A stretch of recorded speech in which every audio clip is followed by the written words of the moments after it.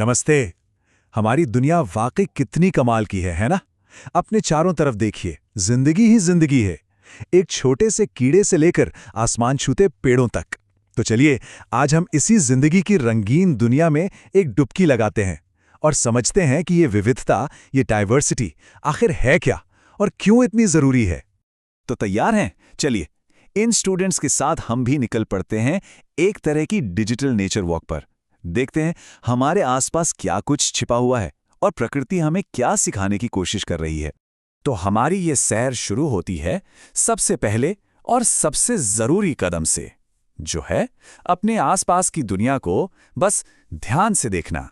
एक पल के लिए सोचिए, घर की बालकनी में बैठा कबूतर, पार्क में फुदकती हुई गिलहरी, या फिर वो पुराना नीम का पेड़ जिस पर हजारों लाखों पत्तियां हैं। ये सब क्या है? ये सब उसी सजीव जगत का हिस्सा है। मतलब डाइवर्सिटी, विविधता तो हर कोने में है, बस हमें अपनी आंखें खोलने की जरूरत है। ठीक है, तो अब जब हमने देखना शुरू कर ही दिया है, तो क्यों ना इस विविधता को, इस डाइवर्सिटी को थोड़ा और करीब से समझा जाए। वाह, ये बात कितनी कमाल की है ना। हर पक्षी की अपनी एक अलग आवाज, एक अलग धुन। ये सिर्फ कोई शोर शराबा नहीं है, ये तो उनकी अपनी भाषा है, उनकी पहचान है। क्या शानदार मिसाल है ये डाइवर्सिटी की। और सुनिए, ये विविधता सिर्फ देखने या सुनने तक ही सीमित नहीं है, ये तो व्यवहार में भी झलकती है। ये जो संस्कृत का श्लोक है ना, ये हमें प्रकृति का एक बहुत गहरा सच बताता है, और वो है निस्वार्थ भाव। पेड़, वो खुद तो धूप में खड़े रहते हैं, लेकिन हमें छाया देते हैं। उनके फल भी तो दूसरों के लिए ही होते हैं।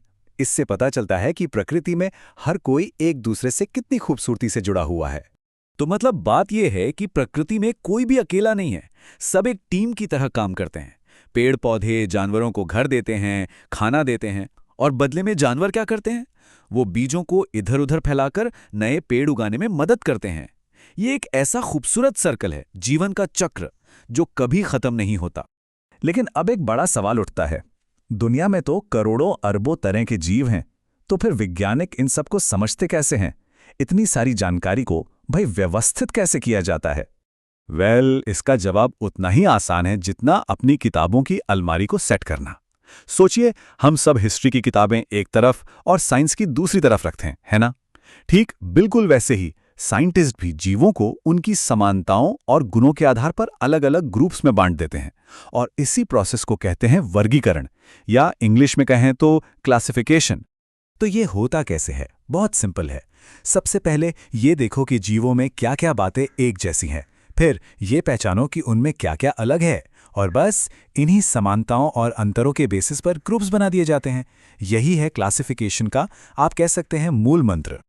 अच्छा, ये जो क्लासिफिकेशन है ना, ये सिर्फ जीवों का ही नहीं होता, बल्कि उनके घरों का भी होता है। आखिर कोई जीव कहाँ रहता है, ये भी तो उसकी एक बहुत बड़ी पहचान है। तो चलिए अब जरा बात करते हैं उनके घरों की, यानी उनके आवास की। आवास, जिसे हम हैबिटेट भी कहते हैं, वो किसी भी जीव का, कह लीजिए, परमानेंट एड्रेस होता है। ये सिर्फ रहने की जगह नहीं है, ये वो जगह है जहां उसे अपना खाना, पानी, हवा, सुरक्षा, मतलब जिंदा रहने के लिए जो भी चाहिए वो सब कुछ मिलता है। अब मोटे तौर पर देखें तो ये एड्रेस दो तरह के होते हैं। पहले हैं थलीय आवास, यानी कि जमीन पर रहने वालों के घर, जैसे घने जंगल, घास के मैदान या फिर तपते रेगिस्तान। और दूसरे हैं जलीय आवास, मतलब पानी में रहने वालों की दुनिया, जैसे तालाब, झीलें, नदियां और बड़े बड़े महासागर। लेकिन कुछ जीव तो बड़े ही कमाल के होते हैं, वो इन दोनों ही दुनियाओं में बड़े आराम से रह लेते हैं। मेंढक इसका सबसे बेहतरीन उदाहरण है। वो जमीन पर भी फुदक सकता है और पानी में भी तैर सकता है, इसीलिए तो इन्हें उभयचर या एम्फीबियन कहा जाता है, मतलब दोनों दुनियाओं के मास्टर। तो अभी तक हमने विविधता को देखा, उसे ग्रुप्स में बांटना सीखा और जीवों के घरों को भी समझा। लेकिन अब आता है सबसे जरूरी सवाल। ये जो प्रकृति का अनमोल खजाना है, इसे हम बचाएंगे कैसे? इस सवाल पर जरा गंभीरता से सोचने की जरूरत है। सोचिए, अगर किसी का घर ही छीन लिया जाए तो क्या होगा? वो सिर्फ एक छत नहीं होती, वो उनकी पूरी दुनिया होती है। तो जब किसी जीव का आवास, उसका हैबिटेट नष्ट होता है, तो सिर्फ एक घर नहीं, बल्कि उसकी पूरी की पूरी दुनिया ही उजड़ जाती है।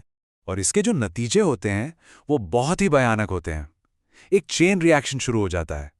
सबसे पहले तो घर छिन जाता है, फिर खाने और पानी की कमी होने लगती है, धीरे धीरे उस जगह की सारी बायोडाइवर्सिटी ही खत्म होने लगती है और आखिर में वो प्रजाति हमेशा हमेशा के लिए इस धरती से गायब हो जाती है, विलुप्त हो जाती है।